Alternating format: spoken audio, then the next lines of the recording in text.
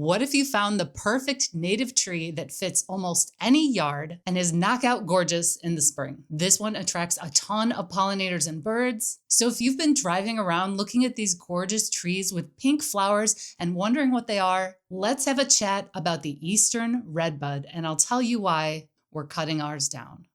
What do you guys think about this, Mike? I don't know. Should I put it in here? Winter lasts a long time here in the north. And a lot of us get really tired of gray skies, seasonal affective disorder. And for gardeners, it's extra sad because our favorite hobby is basically put on hold for 6 months out of the year. When spring gets here, it's usually still pretty cold, but then bam, the redbud starts blooming out of nowhere. That's when we know it's finally time for spring. I mean, look at these blooms. The pink flowers are cool because they bloom directly on the branches instead of hanging off stems like most flowers. What more can I say? This is the most beautiful tree we have in the yard. We're excited to see it, but you know who else is way more excited? The bees that are waking up and emerging from their winter hibernation underground. This early in spring, there's not a ton of native flowers blooming. We have the woodland ephemerals like bluebells, spring beauty, and trillium, but most of our prairie plants are pretty much still dormant at this point. So when the native bees wake up and start crawling out of their underground nests from the winter, they're super hungry and looking for a snack. My husband was wearing a yellow shirt the other day, and a big queen bumblebee just kept following him around the yard. She would just not leave him alone. She was probably really hungry and thought he looked like a snack. The redbud flowers are so full of nectar that this tree is just humming with bees on a warm day. Big bees, little bees, all kinds of native bees. They're flying around the tree, getting fueled up for the season. It makes me so happy to be able to feed them during this important time in their life cycle. Later in the year, the redbud leaves are used by a lot of leafcutter bees, which is really cool. They make these little semicircle cuts and they use them to protect their young. I've seen weevil holes in the little seeds of the redbuds, and later in the year when the weevils come out of the seeds, the birds eat them, and some other flying carnivorous insects also eat them. The redbud in our front yard has hosted robins every single year since we've lived here. There's always a robin's nest in the redbud. And that's great because I don't really want them nesting on the front porch light. I don't mind it, but it's not really a stable surface for them to put a nest. And I'm much happier having them nest in the tree where they have some cover. It's cooler down there and it hides the nest better. Everybody wants a tree that benefits wildlife, but nobody wants to wait 10 to 20 years for a tree to grow. This is why a lot of people end up buying more expensive, older trees from the nursery. Choosing a redbud is one solution because this tree grows really fast. Within a couple years, you're going to see flowers, and within 5 years, you're going to have a cute little tree in your front yard.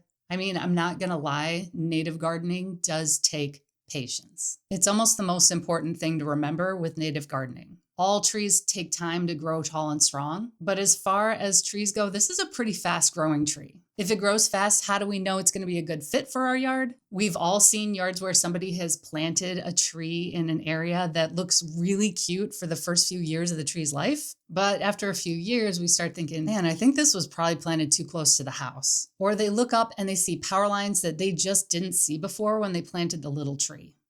That is a really expensive mistake. Just like getting a puppy, having a small sapling can really blind you to the full mature size of the tree. So most people these days are looking for a smaller, more manageable tree if they're going to plant it close to the house. Redbuds are great for smaller areas because they usually only get about 15 feet tall. They're naturally going to be a multi-stem tree, so they're not really going to have that lollipop look with the trunk and then all of the leaves at the top of the tree. You can buy a single stem redbud at a nursery. The nursery can make that shape that we're used to with one trunk and then the canopy above. But if you have a volunteer tree or you're growing it from seed or you got a small sapling from a nursery, in general, its normal structure is going to be multi-stemmed. This could be a great tree for next to the house. And when I say next to the house, I don't mean 2 feet from the house. I mean probably at least 10 feet.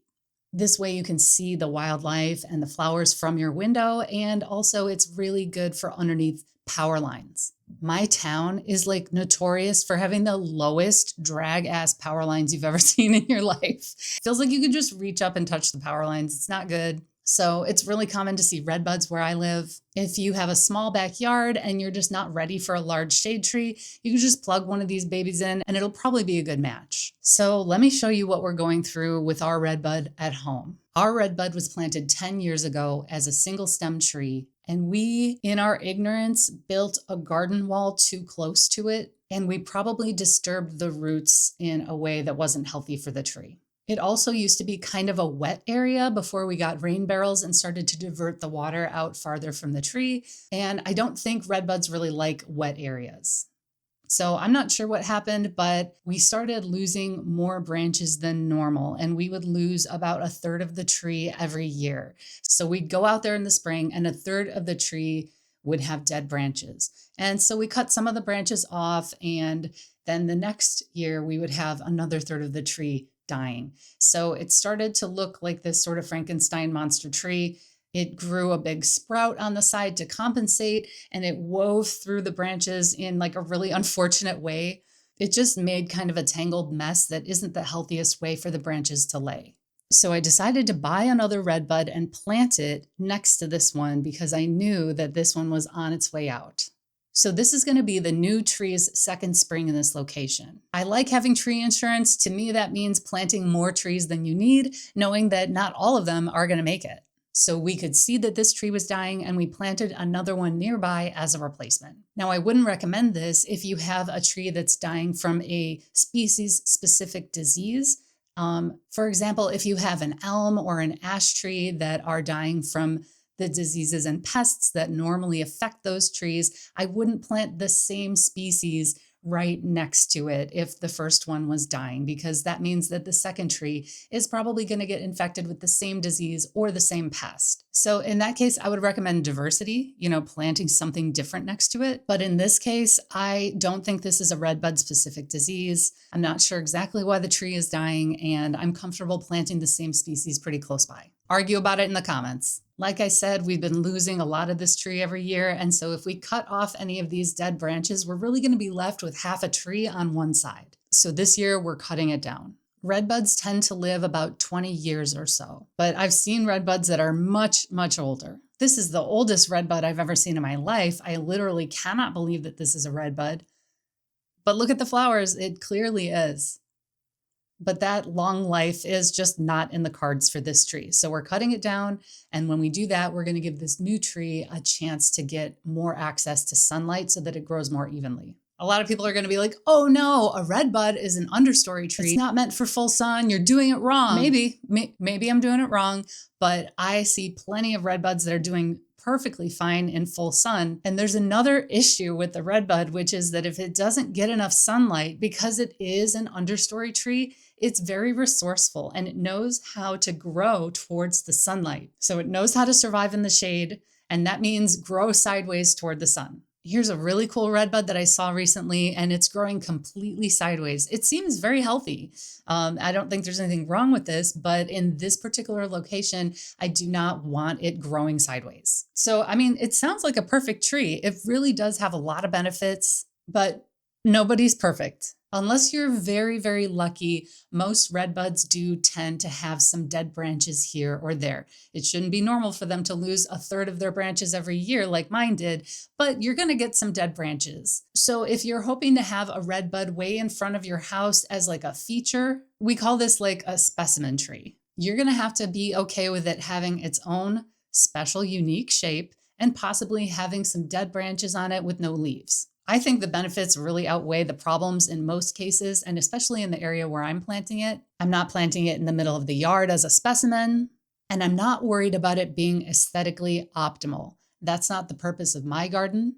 The point of my garden is to have a beautiful, natural space that supports as much wildlife as we can while it's still looking good. It's not going to be a show garden. It'll never be on a magazine cover. But I want it to look good, and I want it to be an excellent home for wildlife, which the redbud really is. I mentioned before that the redbud is really a multi-stem tree, and even though you can train it to be a single stem, this is the natural way that it wants to grow, so just be aware of that. As a native tree, They're grown from seed most of the time. They're not usually cloned from cuttings. That means that each individual tree is going to be unique and shaped slightly differently because they are not clones. These are clones, these are clones, these are clones.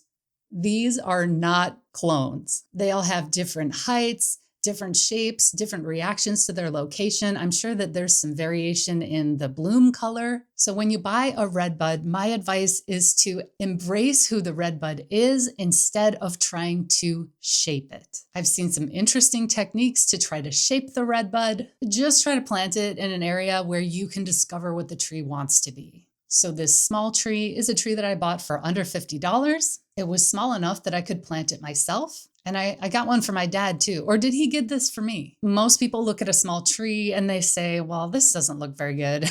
But like I said, redbuds are fast growers. I prefer buying smaller trees because they're usually healthier because they didn't have to have all their roots cut when they were transplanted. That can lead to some transplant shock, and it can take a couple years for the tree to really catch up and start growing again. And let's face it, small trees are just much cheaper. And you can install them yourself. Overall, even though it's always sad to say goodbye to an old tree, I'm happy with our decision, and I'm looking forward to letting this new tree thrive and grow. My wish for it is that it's just a happy home for wildlife in the future. Okay, we're gonna make a little bit of after hours content here really quick. I haven't been making as many videos lately since I've been focusing on my health and recovery from having a kind of like mid-health last year. I had a few months in a row where my autoimmune conditions were just kicking my ass and giving me some really bad fatigue. I just felt like really weak.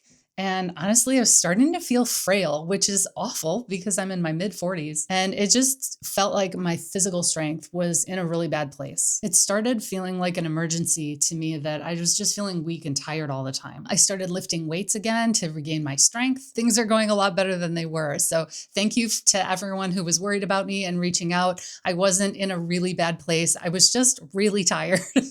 But I love making these videos for you guys. That's a really big part of my health too. It's really joyful for me to share my love of native plants. Every time I look outside, there's always something or someone out there using the trees, using the blooms, using the leaves. And I feel so proud to be able to have that connection with nature and to be able to share my enthusiasm with you guys. So what I want to say is thank you for waiting for me, and please leave me a comment to let me know what kind of videos you want to see in the future. I really appreciate everyone who's supporting me on Patreon. That's patreon.com/Lisa Likes Plants. And I'm just really grateful. Thank you so much. Okay, bye.